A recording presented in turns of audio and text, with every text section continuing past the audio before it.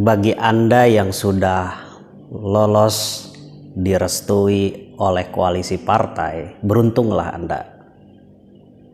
Dan ketika hendak berkontestasi melawan para kompetitor calon atau pasangan calon di suatu wilayah menjelang pemilihan kepala daerah, maka tingkat kepentingan Anda sudah sangat besar.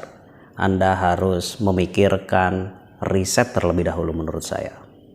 Riset ini sangat penting untuk memetakan kondisi, untuk menganalisis perilaku pemilih, dan untuk menduga ke depan. Riset ini akan memberikan hasil analisis yang akurat dan presisi mengenai apa yang sedang terjadi di wilayah tersebut, apa harapan masyarakat, apa yang harus menjadi program calon yang tepat untuk menjawab solusi bagi permasalahan di lingkungan. Lalu bagaimana evaluasi terhadap penilaian bursa calon yang sudah sedang beredar, mulai dari personal branding, image yang ada, lalu perbandingan antar calon. Mengukur popularitas, akseptabilitas, elektabilitas.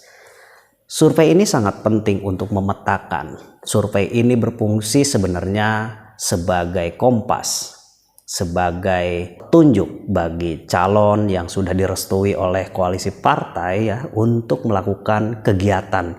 Namun saran dan rekomendasinya dilakukan secara objektif karena hasil riset yang dilakukan secara kuantitatif. Saran dari saya sebagai edukasi, saya sebagai periset, ini bukan sekedar untuk mendapatkan proyek riset.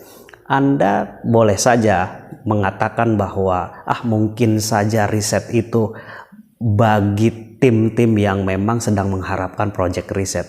Tidak, bagi saya itu mengalir saja.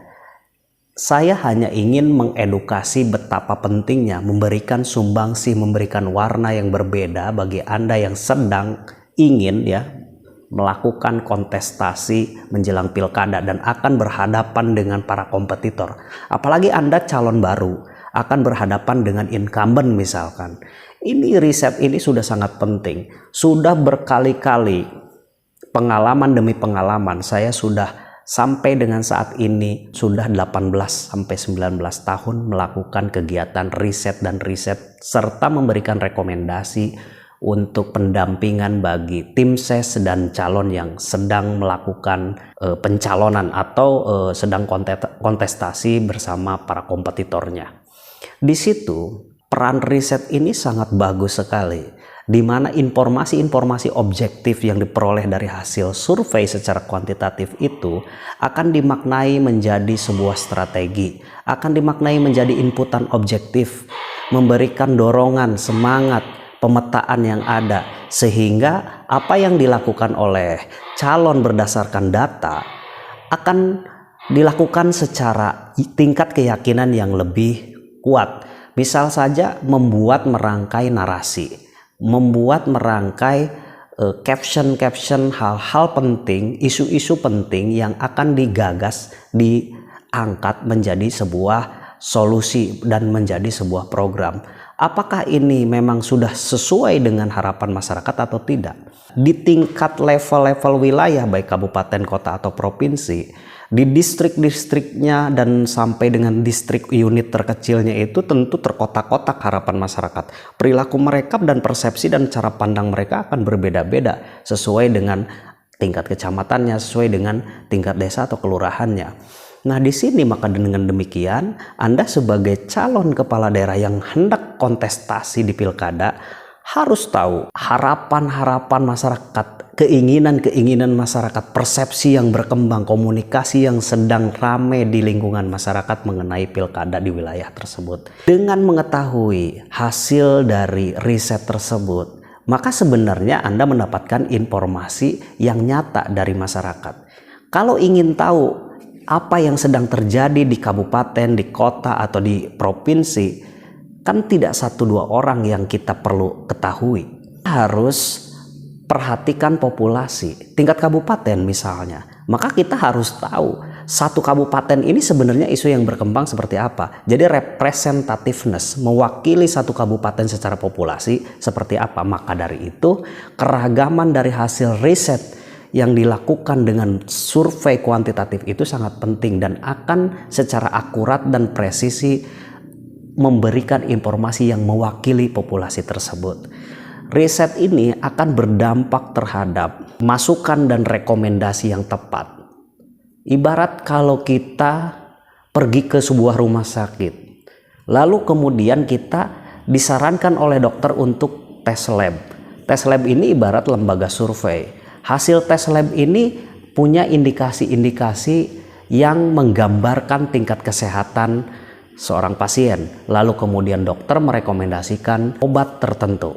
Maka treatment dan obat tertentu itu adalah rekomendasi yang tepat dari pemeriksaan uji lab. Itu hal yang sama dilakukan ketika treatment, ketika pengobatan atau berian solusi dari hasil kondisi yang ada hasil riset itu, hasil lab ya, riset itu seperti hasil lab, itu akan sangat objektif, akan sangat berguna. Objektif ini pun juga harus dimaknai bahwa ini benar-benar tepat sasaran, ini benar-benar akurat dan presisi. Kalau hasil objektif itu dimaknai hanya beberapa kubu-kubu tertentu saja, bias dan dependen atau tidak independen itu juga bermasalah. Maka objektivitas ini juga harus dijunjung tinggi, independensi juga harus dijunjung tinggi, tingkat netralitas harus dijunjung tinggi. Kenapa? Supaya tidak asal bosenan, supaya data itu akan menghasilkan apa adanya, fakta di lapangan. Sebenarnya informasi apa adanya di lapangan, baik atau buruknya, itu bagus untuk merekomendasikan secara terukur, secara tepat, secara baik untuk kemajuan, untuk penyembuhan.